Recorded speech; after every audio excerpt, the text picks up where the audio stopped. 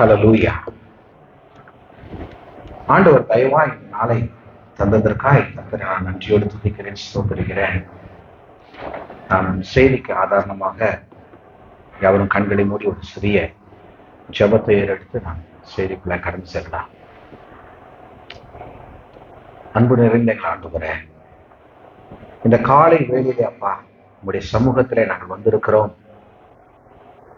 கர்த்தருடைய வார்த்தையை கேட்க ஆயத்தமா இருக்கிறோம் சுவாமி. எங்களுடைய சிந்தை எதுவும் சிதறாதபடிக்கு உங்களுடைய கரங்களினால் எங்களை மூடுபடியாய் ஜெபிக்கிறோம். தெய்வ பிரசன்னம் இந்த நாளிலே இந்த இடத்துல இறங்கி மகிமையா கிரியை செய்யும்படியாய் ஜெபிக்கிறோம். ஆண்டவரே, பேசுகிறது நான் அல்ல, எனக்குள் இருக்கிற பரிசுத்த ஆவியானவரே. ஆண்டவரே, ஆவியானவர் சபைகளுக்கு சொல்லுகிறதை காதுள்ளவன் கேட்க கடவுள் என்று சொன்ன வசனத்தின்படி சுவாமி, ஆண்டவரே, இந்த நாளில ஒவ்வொருடைய காதுகளையும் இருதயத்தையும் கர்த்தரை விருத்த சேதம் செய்யும்படியாய் ஜெபிக்கிறோம். நம்ம செய்ய போற கிருபைகளுக்காய் நன்றி செலுத்துகிறோம். ஆசீர்வாதம் பொறுப்படுத்திக் கொள்ளும் இயேசுவின் மூலம் கேட்கிறோம் அன்பின் நல்ல பிதாவே, ஆமென். ஹல்லேலூயா, ஹல்லேலூயா. எத்தனை பேர் இந்த இடத்துல சந்தோஷமா இருந்திருக்கோம்? ஹல்லேலூயா. ஆண்டவருக்கு எல்லாரும் ஒரு ஹல்லேலூயா சொல்லலாமா? ஏன்னா உற்சாகம் உள்ள மனிதர்களிடத்திலே, மனுஷியிடத்திலே கர்த்தர் ரொம்ப பிரியமா இருக்கிறார். ஹல்லேலூயா. அவருடைய சமூகத்துல, அவருடைய ஆலயத்துல வந்து நாம் இருக்கும் பொழுது நாம் மிக உற்சாகமா இருக்கணும்னு சொல்லி அவர் எதிர்பார்த்து கொண்டிருக்கிறார். இதனாலும் செய்திக்கு ஆதாரமாக எடுத்துக்கொண்ட வேத வசனம் மத்தேயு 24ஆம் அதிகாரம் 42வது வசனத்தை யாராவது வாசிக்கலாம்? மத்தேயு 24ஆம் அதிகாரம் 42வது வசனம்.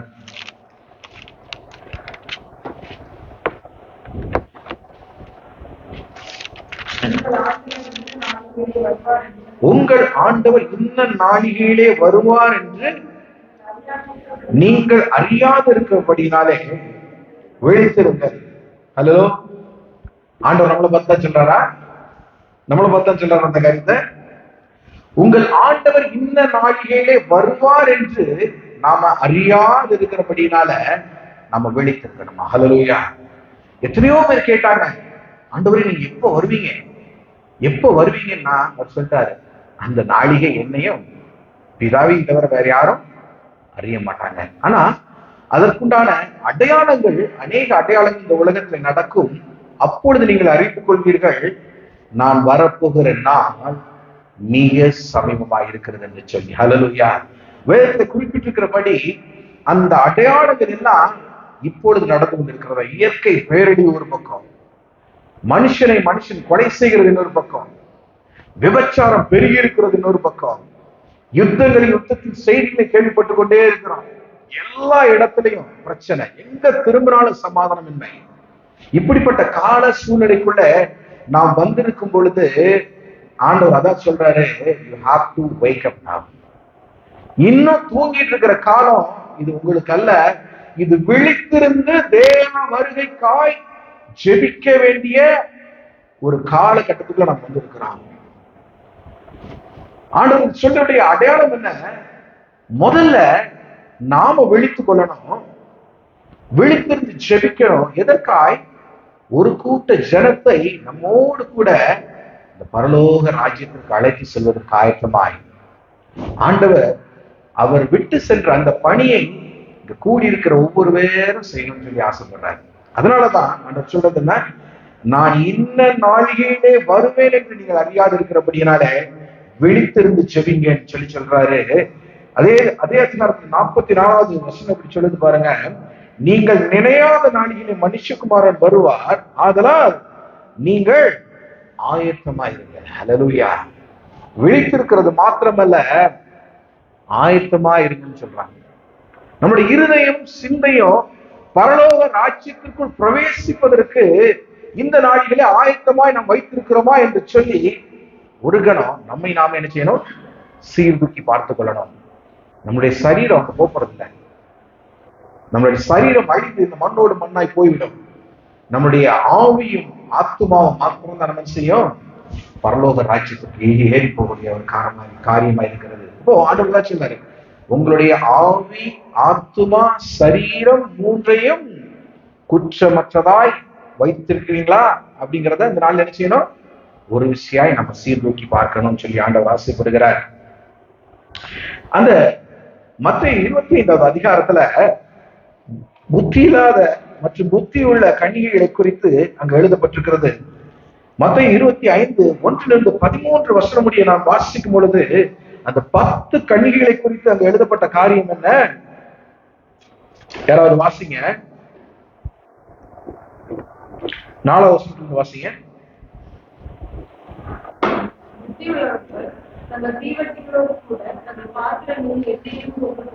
புத்தி உள்ளவர்கள் தங்கள் தீவட்டிகளோடு கூட தங்கள் பாத்திரங்களில் எண்ணெயையும் கொண்டு போனார்களாம்.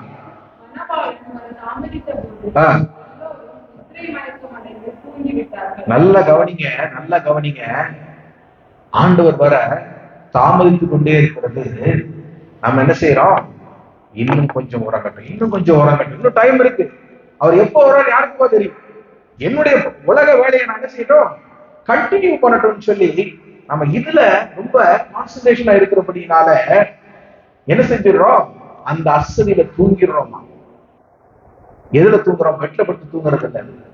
நம்முடைய ஆவிக்குரிய கண்கள் இந்த நாளில உறங்கி கொண்டிருக்கிறது. பிரியமானவர்களே, உங்களுடைய சிந்தையும் செயலும் வசனத்தை சார்ந்து இந்த உலகத்தில் இருக்கிறது. உங்களுடைய நடை, உங்களுடைய பாவனை, உங்களுடைய செயல், உங்களுடைய திட்டம் எல்லாம் வேதத்தின் அடிப்படையிலே சார்ந்திருக்கிறதா என்று சொல்லி கொஞ்சம் நாம் என்ன செய்யணும்? நாளில நிதானிப்பாங்க. ஒருவேளை அப்படி இல்லைன்னு ஆர்டர் சொல்றாரு, நீங்க புத்தி இல்லாத கன்னிகையில போல என்ன செய்யக்கூடாது? உறங்கி கொண்டிருக்க கூடாது. அது மாத்திரமல்ல, 3வது சொல்லியிருக்கு, புத்தி இல்லாதவர்கள் தங்கள் தீவட்டிகளை எடுத்துக்கொண்டு போனார்கள், எண்ணெயோடு கூட எண்ணெயை கொண்டு கூட கொண்டு போன. இந்த வசனம் இந்த எண்ணெயை நம்மளோட நம்முடைய கரத்திலே வைத்திராவிட்டால் நமக்கு அவசியப்படுகிற நேரத்துல இந்த வசனத்தையே எழுதி முடியாது. நம்மளால எடுத்து ஒவ்வொரு நேரம் இந்த பைபிள் எடுத்து நீங்க எடுத்து விரிச்சு வாசிக்க போறீங்களா? இல்ல இதுல இருக்கிற வசனம் உங்களுடைய இருதயத்துல ஆணி அடிக்கிற மாதிரி பதிந்து இருக்கிறதா? இந்த உலகத்துல உபத்திரம் உண்டு. இந்த உபத்திரத்துக்கு மத்தியில நம்ம கடந்து போகும் பொழுது அநேக நேரங்களில நம்மை ஆறுதல் கொடுத்திருக்க தேவை என்ன? இந்த வேத வசனம், இந்த வேத வசனங்களுடைய இருதயத்துல எழுதப்பட்டிருக்கிறதா? பிரியமானவர்களே, அதனால நம்ம யோசித்து பார்க்கணும். என்னுடைய இருதயத்துல வேத வசனம் இருக்கு. நான் சோர்ந்து போகும் போதெல்லாம், நான் விழும் போதெல்லாம், என் ஃபேமிலி விழுந்து போகும் போதெல்லாம் இந்த வசனத்தை சொல்லி அவர்கள் தூக்கிவிட நான் எப்பொழுதும் இருக்கிறேன், எப்பொழுதும் ஆயத்தப்பட்டு இருக்கேன் என்கின்ற இருதயம் நமக்குள்ள இருக்கிறதா என்று சொல்லி இதனால அறிமுகப்படுத்தி நம்ம யோசிச்சு பார்க்கணும். அப்போ அப்படி இல்லாத பட்சத்துல இரவும் பகலும் வேதத்தில் தியானமாக இருக்கிற மனுஷன் பாக்கியம். சங்கீதம் 1 சொல்லியா, கர்த்தருடைய வேதத்தில் இரவும் பகலும் தியானமாக இருக்கிற மனுஷன் பாக்கியவான். அவன் நீர்க்கால்களின் ஓரமாய் நடைபெற்று தன் காலத்தில் தன் கனியை தருகிற இளைஞரான நடத்தி கொண்டிருப்பான். அவன் செய்வதெல்லாம் பாக்கியம். துன்மார்க்கரோ அப்படி இல்லாமல் காற்று பறக்கடிக்கும் பகலை போல இருக்கிறாங்க. ஒரு காற்று வந்த உடனே அப்படியே நம்ம அந்த இடத்துல தெரிஞ்சுக்கிறோம், நிலை உடைஞ்சு போயிடும், அப்படியே விழுந்து போயிடலாம். ஆண்டுடைய வசனம் நம்மளுக்கு இல்லாததுனால நாம் சோர்ந்து என்ன செய்வது, யார் என்னை தூக்க முடியும் என்கின்ற அறிவே எல்லாரும் செய்யறோம், விழுந்து நம்மை முடக்கி கொள்கிறோம். பிரியமானவர்களே, ஆண்டவர் மேல சொல்றாரு, நீங்க அதற்காக அழைக்கப்பட்ட பிள்ளைகள் அல்ல. நீங்கள் விழுந்து கிடப்பதற்காக அழைக்கப்பட்ட பிள்ளைகள் அல்ல. தேவ வசனத்தில் தைரியம் கொண்டு 24 மணி நேரம் எழுந்து நின்று நடந்து தேவனுக்கு என்று விசுவாசம் கொள்ள பிள்ளைகளாய், அப்படி நாமத்தை மையப்படுத்துகிற பிள்ளைகளாய் காணப்பட வேண்டும் என்று சொல்லி கர்த்தர் ஆசைப்படுகிறார். இன்னும் அநியாயிகளை போல நாம் என்ன செய்யக்கூடாது? நடந்து கொள்ளக்கூடாது. அதுதான் அவங்க சொல்றாரு. 10 கன்னிகைகள் வந்தாங்க. அவங்க என்ன செஞ்சாங்க? சிலர் என்ன இல்லாம வந்தாங்க, வெறும் தீவட்டியோட வந்துட்டாங்க. மணவாளன் வருவார் என்று சொல்லி காத்திருந்தாங்க. அசதியில் அப்படியே தூங்கிட்டாங்க. ஆனா ஒன் செட் ஆஃப் பீப்புள் என்ன பண்றாங்க? எண்ணெய் கூட கொண்டு வர பார்த்தாங்க. தெரியும், ஒரு வேலை மணவாளன் வருவதற்கு லேட் ஆகும். மணவாளன் வருகிற நேரம் வந்தது. தொடர்ந்து வாசிங்க. 8வது வசனத்துல இருந்து, புத்தி இல்லாதவர்கள் புத்தி உள்ளவர்களை நோக்கி, எப்படி உங்க எண்ணெயை எங்களுக்கு கொஞ்சம் கொடுங்க, எங்கள் தீவட்டிகள் அழிந்து போகிறதே என்றார்கள். அது புத்தி உள்ளவர்கள் பிரதித்திரமாக, அப்படி அல்ல, எங்களுக்கும் உங்களுக்கும் போதாமல் இல்லாதபடி ஹல்லேலூயா. இதுல ஒரு மிகப்பெரிய ரகசியம் கிடைக்கிறது. உங்களுடைய கணவனையோ, உங்களுடைய பிள்ளைகளையோ, உங்களுடைய மனைவியோ நீங்க உங்களுக்காக அடிச்சு விடணும் கூட பரலோக ராஜ்யத்துக்கு அழைச்சு போக முடியாது. அவனவனுக்குரிய எண்ணெய், அவனவனுக்குரிய எண்ணெயை அவங்க என்ன செய்யணும்? ஆயத்தமா வச்சிருக்கணும். அப்படி இல்லாத பட்சத்துல நீங்க எப்பா எனக்கு கொஞ்சம் என்ன பண்ண அங்க செல்ல செல்ல உங்களுக்காக யார் பரிந்து பேசுவதற்கான இடம் அது அல்ல.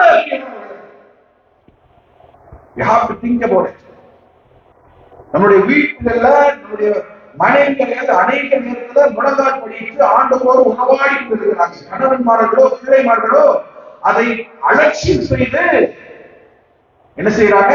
அவங்க வேலை பார்த்துட்டாங்க போயிட்டே இருக்கிறாங்க. இல்ல, கணவன்மார் அநேக வேலைகளை முழங்கால் படித்து செபிக்கிறாங்க. மனைவியோ அல்லது பிள்ளைகளோ அந்த காரியத்தை அலட்சியம் செஞ்சுட்டு என்ன செய்யறாங்க? அவங்க பாட்டு அவங்க வேலையை பார்த்துட்டு இருக்காங்க. அவங்க அப்பா எனக்கு கொஞ்சம் என்ன கொடுங்கப்பா, என் தீவிக்கு அடைய போகுது, என் டார்ச்ல பேட்டரி இல்ல, எனக்கு ஒரு பேட்டரி கொடுங்க. இல்ல, அந்த பேட்டரியை பாதியை வெட்ட முடியாது, அந்த எண்ணெய பகிர்ந்தளிக்க முடியாது. ஏன்னா உங்களுக்கு இல்லாம போயிடும், அவங்களுக்கும் இல்லாம போயிடும். மனவாளம் இருக்கிற நேரத்துல அதான் ஆண்டவர் சொல்றார், அவனுக்கு தேவையான ரட்சிப்பு என்னவென்று உங்களுடைய இருதயத்தை நீங்க சோதித்து பார்த்து என்ன செய்யணும்? தேவையான ஆயத்தப்படணும். அது இல்லாத பட்சத்துல நான் இந்த புத்தியிலான கண்ணியை போல எங்களுடைய டார்ச் அணைஞ்சு போச்சு, யாருக்கிட்டையாவது என்னைய வாங்கலாமான்னு சொல்லிக்கிற அந்த நிலைமை நமக்கு வரக்கூடாது என்பதற்காக ஆண்டவர் இப்படிப்பட்ட ஒரு காரியத்தை நடத்த வெளிப்படுகிறார். தொடர்ந்து வாசிங்க. அப்படி அவர்கள் வாங்க போன போது மணவாளன் வந்து விட்டார். ஆயத்தமானவர்கள் பிரவேசிச்சாச்சு, கதவும் அடைக்கப்பட்டாச்சு. பரிதாபமே பரிதாபமே. கண்ணிகள் போறாங்க, என்ன வாங்கி போனாங்க, வாங்கிட்டாங்க, கடைக்கு போய் வாங்கிட்டாங்க. வாங்கிட்டு ஓடி வர்றாங்க, ஆண்டவரே கதவு அடைச்சிருக்குதே, எங்களுக்கு கதவை திறங்க, நாங்கள் உள்ள பிரவேசிக்கணும் சொல்லியாச்சு. நோ, ஆண்டவர் அடைச்சா அடைச்சது, அதுக்கு நமக்கு கொடுத்திருக்கிற ரட்சிப்பை, நமக்கு கொடுத்திருக்கிற தாளத்தை, கொடுத்திருக்கிற வேலையை உபயோகப்படுத்தாம போனா பின்பாடு அதை உபயோகிக்க முடியாம போயிடும். அதான் சொல்லப்படுது. அவர்கள் ஆண்டவர் என்ன சொல்றாங்க பார்த்து, பின்பு மற்ற கன்னிகைகள் வந்து ஆண்டவரே ஆண்டவரே எங்களுக்கு திறக்க வேண்டும் என்றார்கள். அதற்கு அவர், உங்களை நிறைய உங்களை எனக்கு தெரியாது, உங்களை எனக்கு தெரியாது, நீங்க உங்க வழியை பார்த்து போங்க. ஆயத்தம் இல்லாதக்கூடிய நிலை பரிதாப நிலையாய் மாறி. அதான் ஆண்டவர் சொல்றாரு, நான் வருகிற நாளிகை இன்னதற்கு நீங்கள் அறியாத இருக்கிறபடினால விழித்தங்க, ஜெபம் பண்ணுங்க, வேத வசனங்களுடைய இருதயத்தை நீங்க காத்து வைக்கும் பொழுது எந்த நேரம் மனவாளம் வரும் பொழுது அவரோடு கூட நாமும் எடுத்து போகக்கூடிய ஆயத்தம் உள்ள பிள்ளைகளை செய்வோம் நாம் காணப்படுவோம் என்று சொல்லி இடத்தில் எழுதப்பட்டிருக்கிறது. மார்க் 10ஆம் அதிகாரம் 17ஆம் வசனம் சொல்லுது, ஒரு ஓடி வந்து அவருக்கு முன்பாக முழங்கால் படிட்டு, நல்ல போதகரே நித்திய ஜீவனை சுதந்திரத்துக் கொள்ளும்படி நான் என்ன செய்ய வேண்டும் என்று சொல்லி கேட்கிறாங்க. நீங்க என்ன கேட்கலாம், பரலோக ராஜ்யத்துக்கு போறது அவ்வளவு கடினமா, அவ்வளவு கஷ்டமா இல்ல? ஆண்டவர் சொல்லி இருக்கிறாரு, அவர் தானே பாவியில ரட்சிக்கவே கிறிஸ்து இயேசு உலகத்துக்கு வந்தார். இயேசு வந்தார், நம்மை போல வாழ்ந்தார், நம்மை தாழ்த்தினார், ஒப்பு கொடுத்தார். சிலுவையிலே அப்படியே நமக்காய் ஒரு சொட்டு ரத்தம் இல்லாதபடிக்கு எல்லாவற்றையும் தரையில் விட ஒப்பு கொடுத்தார். அந்த ரத்தத்தால் நாம் கழுவப்படுகிறோம். கழுவப்பட்டிருக்கோமா? கழுவப்பட்டிருக்கோமா பிரதர்? கழுவப்பட்டிருக்கோமா சிஸ்டர்? நம்மை கேட்கக்கூடிய ஒரு கேள்வி. கண்டிப்பா. அதான் அங்க ஒரு பையன் ஓடி வந்து அவனுக்கு ஆண்டவரை பார்த்தோம்னு ஆசை. இயேசுவை போல நானும் வாழணும், பரிசுத்தமா இருக்கணும், நல்ல வழியில நடக்கணும், நானும் நன்மை செய்யணும், நானும் அவரோடு கூட பரலோக ராஜ்யத்துக்கு போகிறேன்னு சொல்லி ஆசையா மார்க் 19 எடுங்க. ஒருத்தர் ஓடி வந்து கேட்கிறான். 17வது வசனத்துல இருந்து வாசிங்க.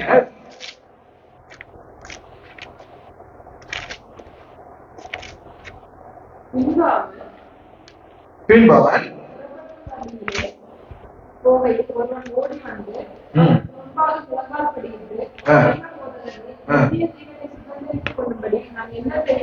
நித்திய ஜீவனை சுதந்திரித்துக் கொள்ளும்படி நான் என்ன செய்யணும் சொல்லி கேட்கிறா. அதுக்கு ஆண்டவர் பிரதித்திரமாக என்ன சொல்றாரு?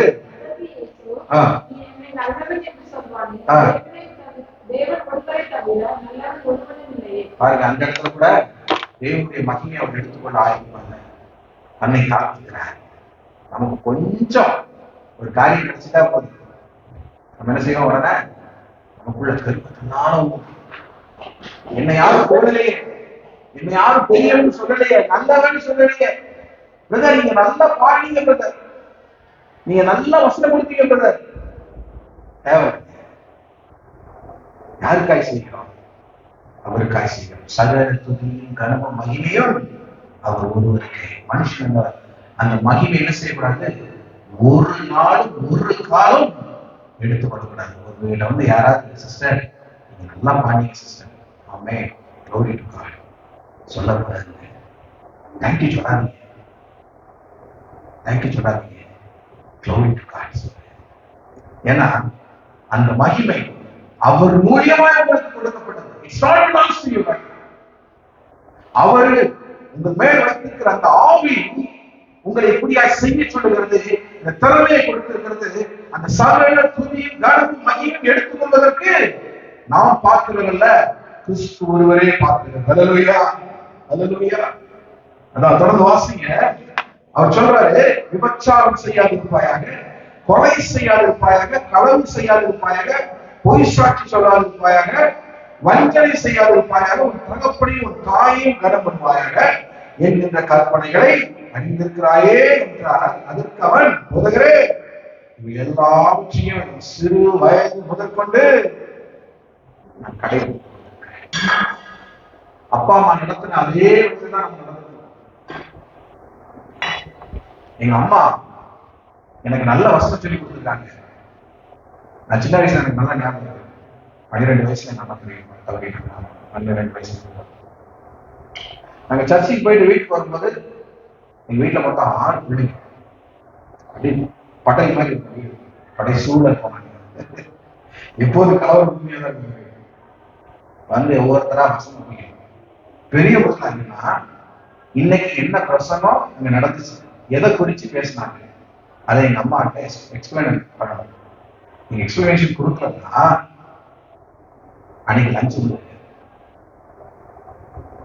அன்னைக்கு லஞ்சு எங்களுக்கு கிடையாது.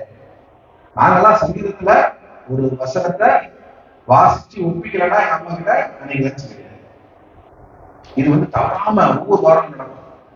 ஆனா இன்னைக்கு நம்ம பிள்ளைங்க நம்ம எப்படி வளர்க்கணும்? கொஞ்சம் யோசிச்சு பாருங்க. கண்ணா மகளே நீ கொஞ்சம் இல்லை, கொஞ்சம் எங்களையும் கொஞ்சிறாங்க, கொஞ்சத்துக்கு மேல அக்கி கொடுத்துச்சு. அநேக வேலைகளில ஆண்டவருக்கு அறிவை நம்ம பிள்ளைகளிடத்துல புகுத்தாதபடியினால பிள்ளைகளுடைய செயல் வடிவம் அப்படியே மாற ஆரம்பிக்குது. உலகத்துக்கு ஒத்த வேஷமாய் பிள்ளைகளுடைய நடத்தை மாற ஆரம்பிக்குது. You have to wait. நம்ம இந்த நாளத்தை விரிச்சு கொள்ளணும். ஆண்டவர் சொல்றார், உங்க பிள்ளைகளை இயேசுக்கு ஏற்ற வழியிலே, வசனத்துக்கு ஏற்ற வழியிலே, பரலோக ராஜ்யத்துக்கு ஏற்ற வழியிலே நீங்க நடத்துறீங்களா? இல்ல செல்லம் கொடுத்து போனா சரி விட்டுருங்க. அம்மா கண்டிச்சா அப்பா சொல்றாரு விட்டுருங்க, அப்பா கண்டிச்சா அம்மா சொல்றாங்க விட்டுருங்க. நான் ஒரு நாள் ஒரு காலையில எடை வரவே இருந்தாங்க. தகப்பன் கண்டிக்கும் போது பிள்ளையின் மத்தியில நம்ம தாய்மாரி போய் உழவே ஒரு நாள் ஒரு காலம் செய்யாத தவறு. நீங்க உங்க பிள்ளைய பாதாள வழியில் தள்ளுறதுக்கு ஒப்பு கொடுக்குறீங்க அர்த்தம். It might be hard. It might be hard when I'm telling, but that is true. உண்மை, சத்தியம். நம்முடைய பிள்ளைகளை கொஞ்சம் கொஞ்சமா நாமே அறியாமையினால பாசம் என்கின்ற ஒரு காரியத்தால அந்த பிள்ளைகளுக்கு என்ன செய்யறோம், தேவனை விட்டு தூர போறதுக்கு நாமளே ஒரு காரணக்கர்த்தாவா இருக்கிறோம். பிரியமானவர்களே, அதனால ஆண்டவர் சொல்றாரு, உங்க பிள்ளைகளை நீங்க காத்துக்கொள்ள வேண்டியது உங்களுடைய கடமை. அந்த பிள்ளைகளுக்கு நல்ல வழியை போதித்து கொடுக்கிறது உங்களுடைய கடமை. அவன் சொல்றான், சிறு வயது முதற்கொண்டு எல்லாம் எங்க அம்மா அப்பா எனக்கு சொல்லி கொடுத்துருக்கிறாங்க, நான் அதை கடைபிடிச்சிட்டு வாரேன்னு சொல்லி அப்ப இயேசு சொல்றாரு, இன்னும் உன்னிடத்துல ஒரு குறை உண்டு. அது என்ன தெரியுமா? அந்த குறைவை தான் நம்மளால ஒரு நாள் ஒரு காலம் செய்ய முடியாது, எடுத்து போட முடியாத ஒரு குறை. இது ரொம்ப கடினமா இருக்கும் சொல்றதுக்கு. வாசிக்கல, இயேசு அவனை பார்த்து அவர்களுக்கு அன்பு கூறுது. ஏன்னா அவன் அவ்வளவு ஆர்வமா கேட்கிற இயேசு எடுக்கிற, ஆண்டவரே நல்ல போதகரே, நித்திய ஜீவனை சுதந்திரித்துக் கொள்வதற்கு நான் என்ன செய்யணும்?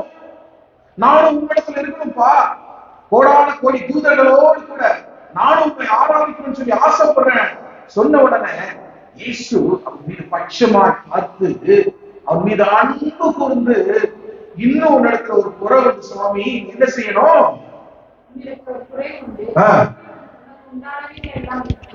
உனக்கு உண்டான எல்லாவற்றையும் விற்று தரித்திரத்தை கொடு, அப்பொழுது பரலோகத்துல என்ன செய்யும்? உனக்கு பொக்கிஷம் உண்டாயிருக்கும். பின்பு சிலுவை எடுத்துக்கொண்டு என்னிடத்துல வா. ஹல்லேலூயா. இது ரொம்ப கஷ்டமான ஒரு காரியம் இல்லையா? சொல்றாரு, எல்லாம் ஓகே தான், ஆனா இன்னும் ஒரு இடத்துல ஒரு குறை இருக்கு. என்ன செய்ய? வீட்டுக்கு போ, உன் சொத்து பத்தெல்லாம் வித்து இல்லாதவங்களுக்கு கொண்டு கொடுத்துட்டு உன்னுடைய சிலுவை எடுத்துக்கொண்டு என்னை பின்பற்றி வான்னு சொல்றாரு. எதற்காக அவனுக்கு அப்படிப்பட்ட ஒரு கடினமான ஒரு காரியம் கொடுக்கப்பட வேண்டும் என்று சொல்லி கொஞ்சம் யோசிச்சு பாத்தீங்கன்னா, அதை மேலே சொல்றாரு ஆன்சரை, அவன் மீது அன்பு கூறுங்க. ஹல்லேலூயா. ஆண்டவர் உங்களை ஏதோ ஒரு செய்ய சொல்றாருன்னா அது சும்மா யாருங்க, உங்கள் மீது அன்பு கூறுங்க. உங்களுக்கு சிலவற்றை இந்த உலகத்துல சொல்லிக் கொடுக்க வேண்டும், கற்றுக் கொடுக்க வேண்டும் என்கிற பொறுப்பு அவருக்கு இருக்கிறது. அதனால என்ன செய்யறாரு, சில கடினமான பாதையை உங்களை நடத்தும் பொழுது நீங்க சோர்ந்து போகாதீங்க, நீங்க இடது விழுந்துடாதீங்க. ஏன்னா இயேசு உங்களை அந்த வழியை நடத்துவதற்கு ஒரு நோக்கம் உண்டு.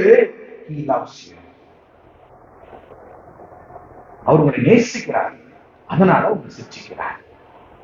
So simple. இயேசுவால் சிரிக்கப்படுகிற யாரும் என்ன செய்யக்கூடாது? அழுது புலம்பக்கூடாது. மாறாக அவருடைய பாதத்திலே காத்திருக்கும் பொழுது நிச்சயமா எனக்கு ஒரு நாள் விடுதலை உண்டு. ஆண்டவர் சொல்லுவார், சில நேரங்கள்ல நீ அவமானப்படலாம், துயரப்படலாம், நீ விழுந்து கிடக்கலாம், கடனாளி ஆகலாம், அநேக வேளைகளில் அநேக இடங்களிலே வெட்கப்பட்டு தலை குனிஞ்சு நிற்கலாம்.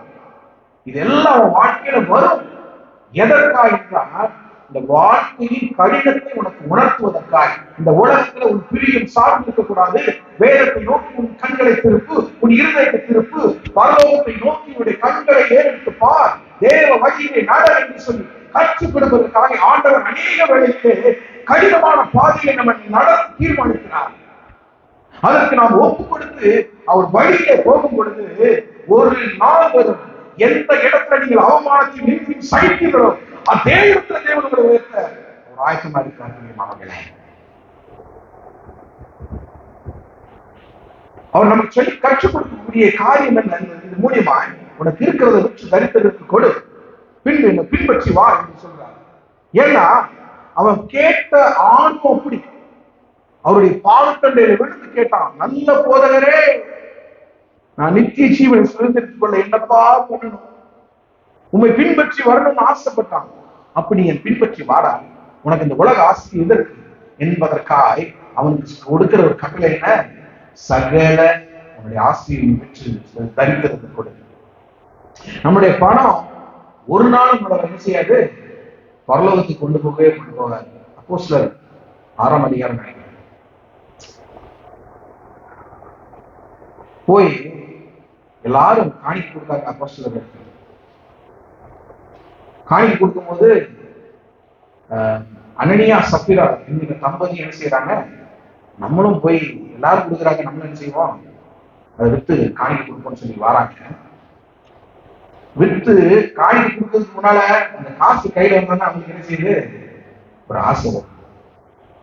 ஆசை வந்த உடனே அதுல பாதி எழுதிட்டாங்க, வீட்டுல ஒழிச்சுட்டாங்க.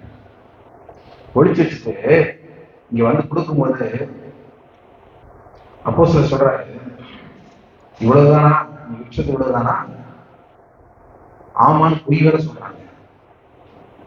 ஒரு வாக்கு சொல்றாரு, உன் பணம் உன்னோடு கூட நாசமாய் போக. ஒரு வார்த்தை தான், அந்த இடத்திலேயே விழுந்து செத்து போனான்.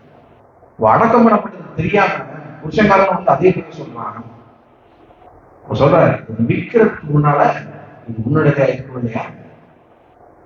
நீ தீர்மானிக்கும் பொழுது தேவனுக்கு என்ன ஒரு பொருத்தனை பண்ற, இந்த காரியத்தை நான் செய்யணும்னு சொல்லி ஆசைப்படுற, நீ உள்ளவாக அதை செய்யற, அதுல பாதியை நீ களவாண்டு வச்சுட்டு கொண்டு வந்து கொடுத்தா அது எவ்வளவு பெரிய பாவம். அதுக்கு நீ பொருத்தனை பண்ணாமலே விற்கிறதுக்கு முன்னால அது உன்னோடது தானே. You can own it. அது உன்னோடது. எந்த நேரமும் என்ன வேணாலும் செய்யலாம். நாங்க யாரும் கேட்கல.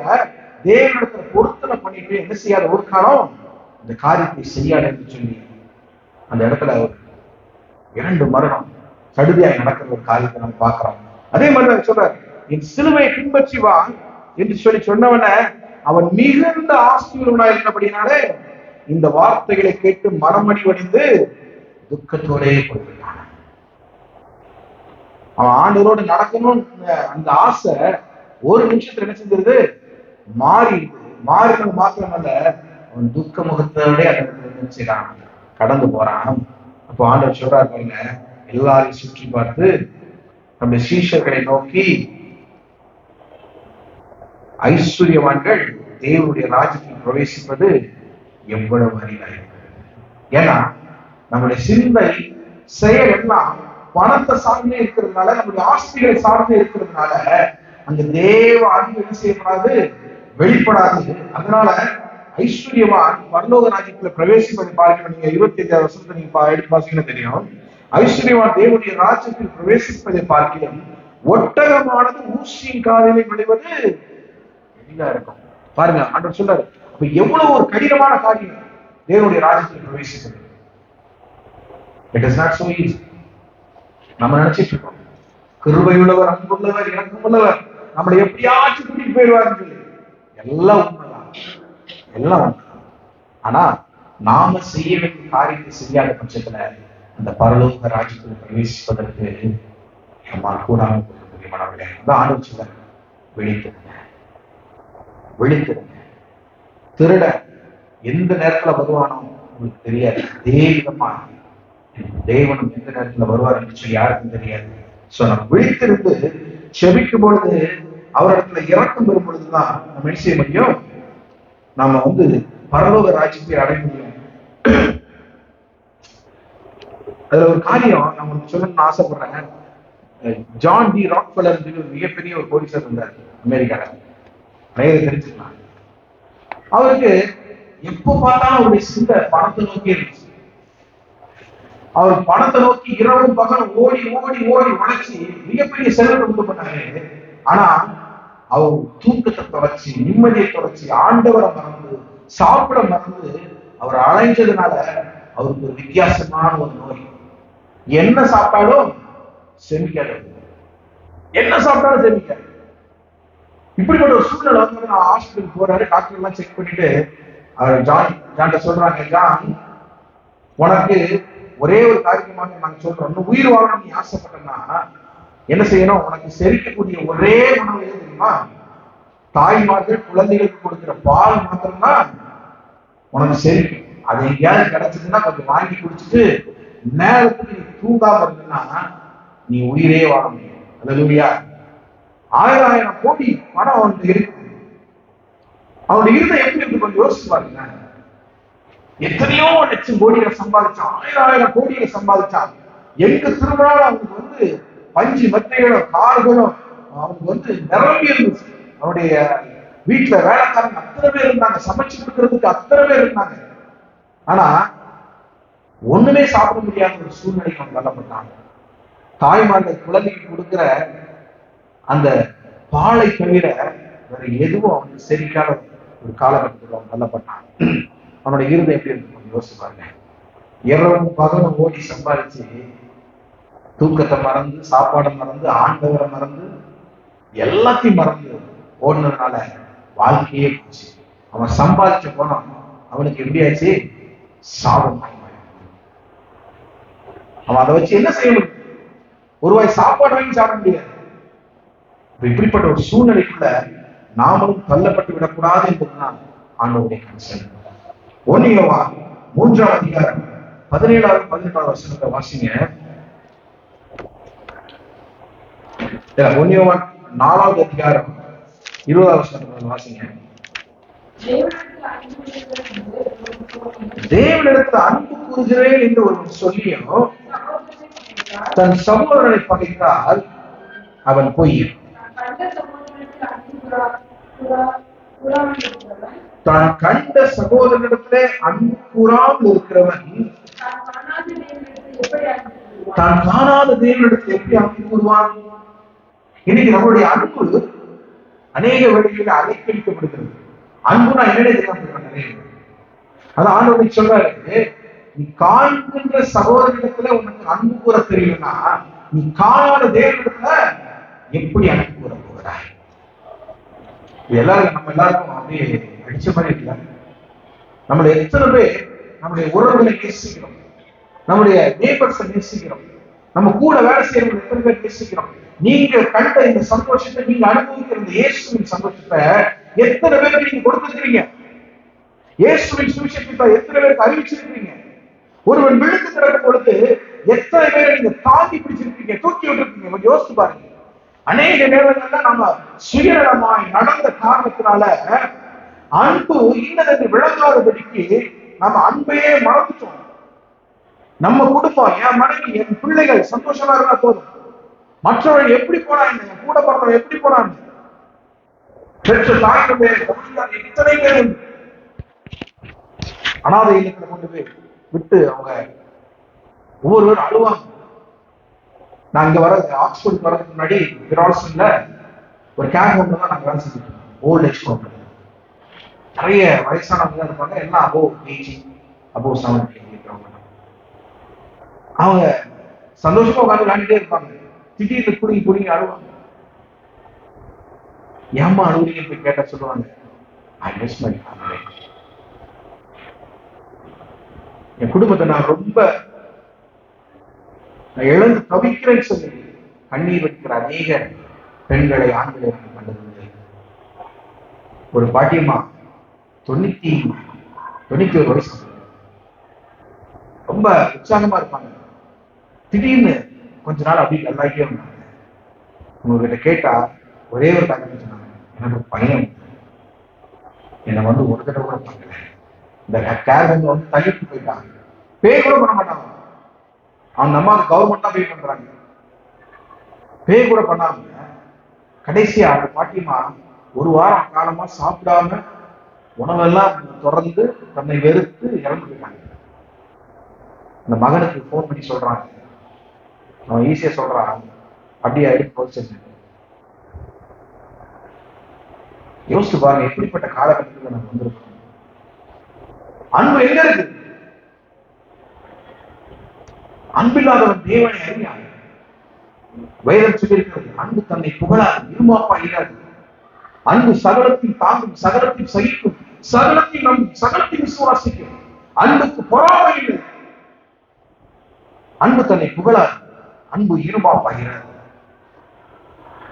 இதெல்லாம் நமக்கு இருக்கா? பரலோக ராஜ்யத்துக்கு போறதுக்கெல்லாம் மிக முக்கியமான குவாலிட்டிஸ் யோசிச்சுட்டோம் தெரியுமானவர்களே. அப்ப ஆண்டவர் நாளை நம்ம பேசிக் கொண்டிருக்கிறார். நம்ம இந்த காரியத்தை நம்ம செய்ய ஆரம்பிச்சோம்னா இனி நம்ம என்ன செய்ய முடியாது, ஒரு நாளும் ஒரு காலம் அவர் இருக்கிற இடத்தை நம்ம என்ன செய்ய முடியாது, அடையவே முடியாதுன்னு சொல்லி நான் மெய்யாக டைம் ஆச்சு, சீக்கிரமா முடிச்சுட்டேன். யோவான் 14ஆம் அதிகாரம் 1-3 வசனம் முடிய ஆண்டவர் சொல்றாரு, உங்கள் இருதயம் கலங்காது இருப்பதாக,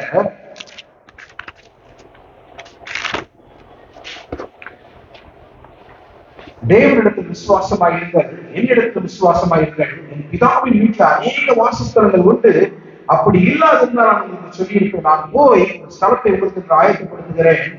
நான் போய் உங்களுக்காக ஒரு ஸ்தலத்தை ஆயத்தம் பண்ணின பின்பு நான் இருக்கிற இடத்துல நீங்களும் இருக்கும்படி நான் மறுபடியும் வந்து உங்களை சேர்த்துக் கொள்வேன். இதுதான் ஆண்டோட திட்டம். ஆண்டோட திட்டத்துல மிக தெளிவா இருக்காரு. நமக்கென்று ஒரு ஸ்தலத்தை ஆயத்தப்படுத்திக் கொண்டிருக்கிறாரு. அவர் வரப்போறாரு, நம்மளை அழைத்து போக போறாரு.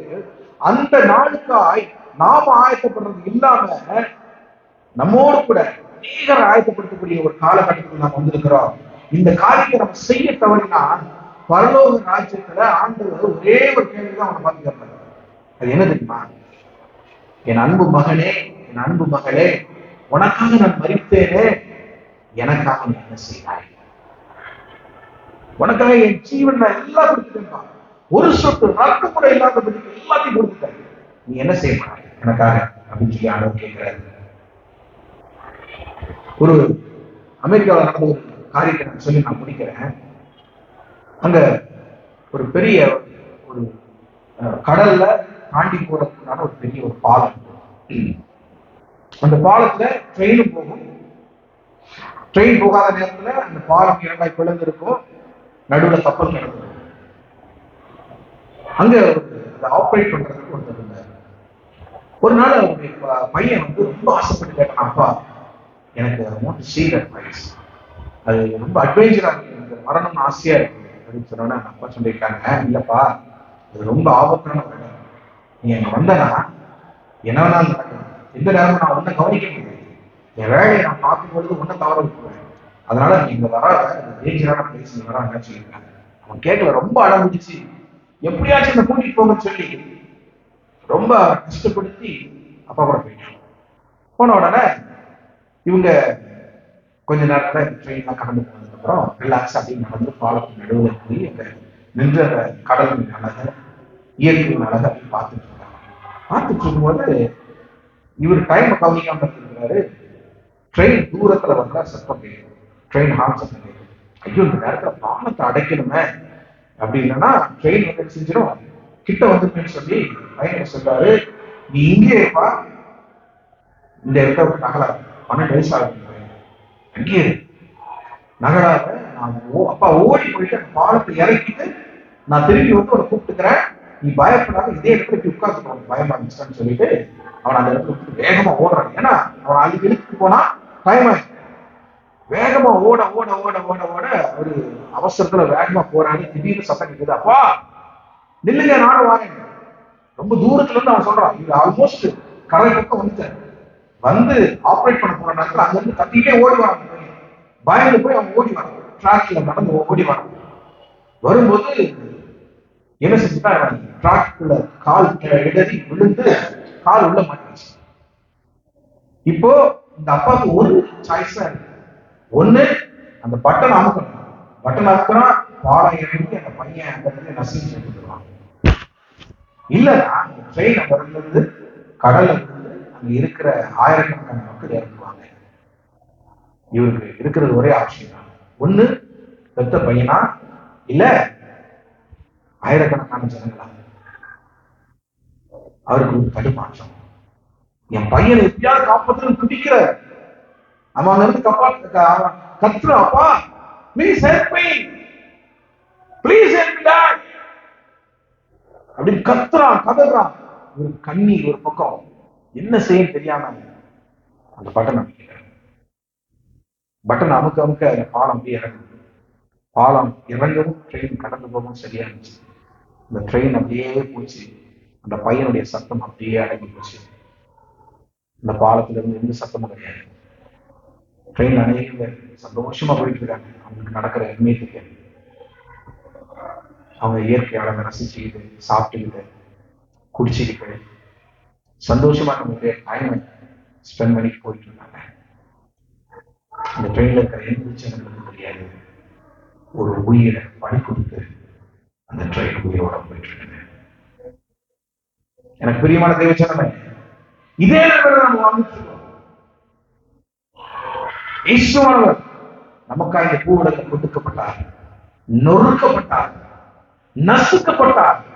அவருடைய கைகளிலே காலிலே ஆணிகள் கட்டாவப்பட்டது.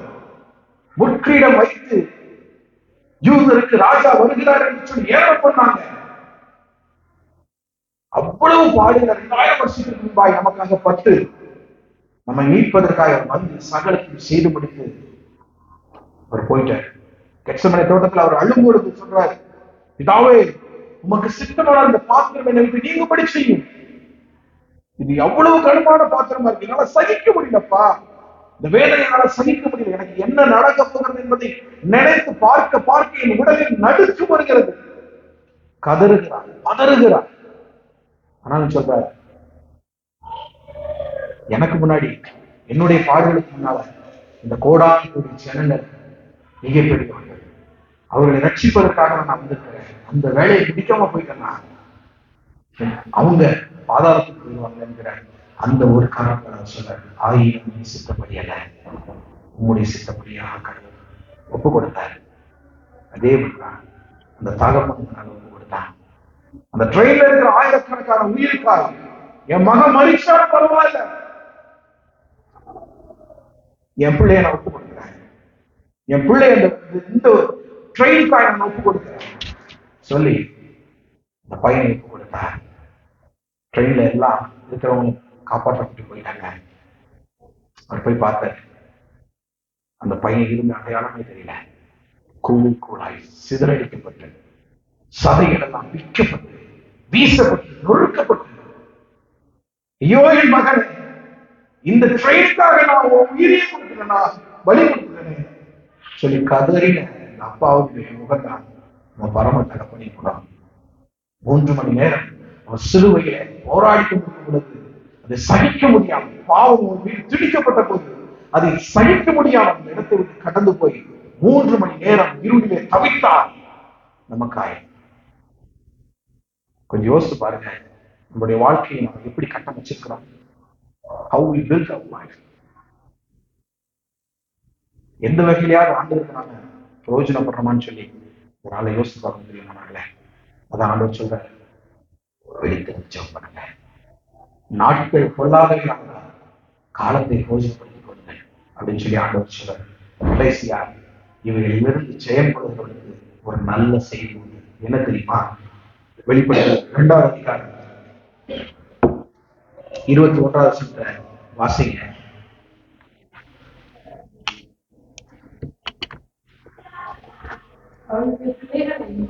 இல்ல, வெளிப்படுத்தல் 2ஆவது அதிகாரம் 21ஆவது வசனம்.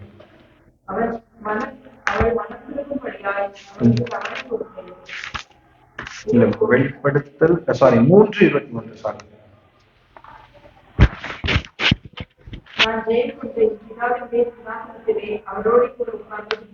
நான் ஜெயம் கொண்டு என் பிதாவுடைய சிங்காசனத்திலே அவரோடு கூட உட்கார்ந்தது போல ஜெயம் கொடுக்கிற நமக்கு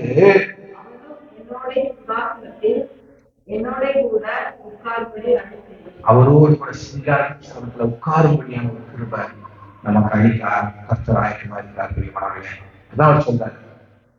அன்னைக்கு அந்த பையன் ஓடி வந்து கேட்டான், நான் உம்மோடு கூட வர என்ன செய்யணும்? அவர் சொன்னதை அதனால கடைபிடிக்க முடியல, துக்க முகத்தோட போயிட்டான். ஆண்டவர் சொல்றாரு, ஜெயம் கொள்கிற யாரா இருந்தாலும் அவர் எப்படி பிதாவுடைய சிங்காசனத்துல உட்கார்ந்திருந்தாரோ அதே மாதிரி நாமளும் போய் அவருக்கு மடியில உட்காரணும். எவ்வளவு பெரிய பாக்கியம் பாருங்க. இயேசுவின் மடியில உட்கார்றதுக்கு ஆசையா இருக்காங்க.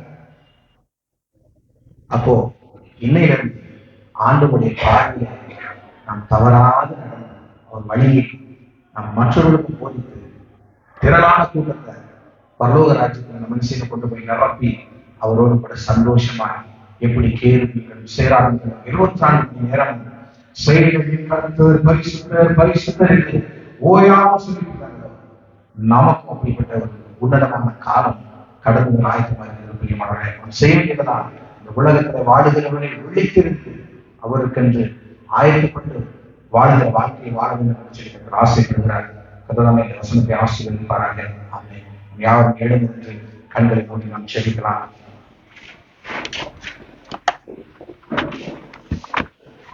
உமக்காகத்தானே உயிர் வாழ்கிறேன், உம்மை தானே நேசிக்கிறேன். உமக்காகத்தானே உயிர் வாழ்கிறேன், உம்மை தானே நேசிக்கிறேன்.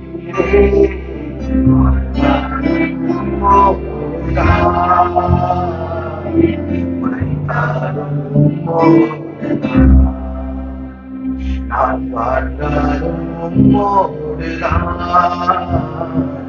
மரித்தாலும் உம்மோடுதான். உம்மை போலிகளை மாற்றும் ஐயா, என்னை உமக்காய் தந்தேன் ஐயா. உம்மை போலிகளை மாற்றும் ஐயா, என்னை உமக்காய் தந்தேன் ஐயா. வாழ்ந்தாலும் உம்மோடுதான், மரித்தாலும் உம்மோடுதான். நான் வாழ்ந்தாலும் உம்மோடுதான், மரித்தாலும் உம்மோடுதான். ஆமாண்டவரே, இந்த நாளில் எங்களுடைய வாழ்க்கையை உமக்கு அர்ப்பணிக்கிறோம் சுவாமி. எங்களுடைய ஆவி ஆத்மா சரீரம் குற்றமற்றதாய் கரை நிறையற்றதாய் உமக்கு உகந்ததாய் நீர் விரும்புகிற வாழ்க்கையை வாழ கர்த்தருக்கு பலன் தரும்படியாய் சொல்லிக்கிறோம். இந்த கூடியிருக்கிற சிறு கூட்டத்தை கர்த்தர் உங்களுடைய கண்களினால் பார்க்கிறேன், உங்களுடைய கரத்தினால் தொடுகிறேன். உங்களுடைய பரிசுத்த ஆவி நிறைவினால் ஒவ்வொரு முறையும் ஆடுவது நீர் நிரப்புகிறதற்காக நன்றி செலுத்துகிறோம்.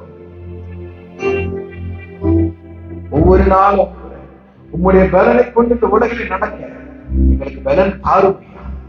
உம்முடைய வசனம் எங்களுடைய கால்களுக்கு தீபம், எங்களுடைய பாதைக்கு வெளிச்சமா இருக்கட்டும். ஒவ்வொரு நாள் காலையில் எழுந்து எங்கள் வாழ்வை உங்களிடத்தில் அர்ப்பணித்து நாங்கள் வெளியுடைய பிரவேசிக்க கற்ற உதவி செய்யும்படியாக சொல்கிறோம். செய்கிற கிருபைக்காய் நன்றி. இந்த நேரத்தில் ஆண்டவரே, கூடி வந்திருக்கிற ஒவ்வொருவரையும் கர்த்தர் ஆசீர்வதித்து பிள்ளைகளை ஆசீர்வதித்து வழிநடப்பும்படியாய் சொல்லிக்கிறோம். ஆண்டவரே, ஆண்டவரே தகப்பனே, நாங்கள் அல்ல நீரே ஆண்டவரே சகல காரியத்தையும் மகிமை பொறிக்கிறவராய் ஆண்டவரே நீ முன் எப்பொழுதும் ஆண்டவரே நீர் நிற்கும்படியாய் சொல்லிக்கிறோம் சுவாமி. கர்த்தர் எங்களுடைய வலது பார்சத்தில் வீற்றிருக்கிறபடியா நாங்கள் அசைக்கப்படுவதில் என்கிற நம்பிக்கையோடு நாங்கள் கடந்து போகிறோம் சுவாமி. செய்கிற கிருபைக்காய் நன்றி செலுத்துகிறோம். சகல துதியும் கனமும் மகிமையும் ஒவ்வொருவருக்கே இருக்கிறோம். ரட்சகர் இயேசுவின் நாமத்தினால கேட்கிறோம். நன்றி நல்ல பிதாவே, ஆமென். என் ஆத்மாவை கர்த்தரை ஸ்தோத்திரி, என் முழுமையோட பரிசுத்த நாமத்தை ஸ்தோத்திரி. என் ஆத்மாவை கர்த்தரை ஸ்தோத்திரி, கர்த்தர் செய்த சகல உபகாரங்களை மறவாதே. ஆமென். ஆண்டவராகிய இயேசு கிறிஸ்துவின் கிருபை, பிதாவாகிய தேவனுடைய அன்பு, பரிசுத்த ஆவியானவருடைய அன்பின் ஐக்கியம் இப்பொழுதும் எப்பொழுதும் நம் அனைவரோடும் இருப்பதாக. ஆமென்.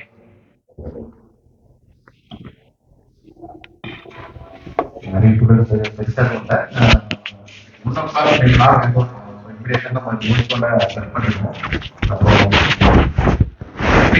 சாட்டர்டே வந்து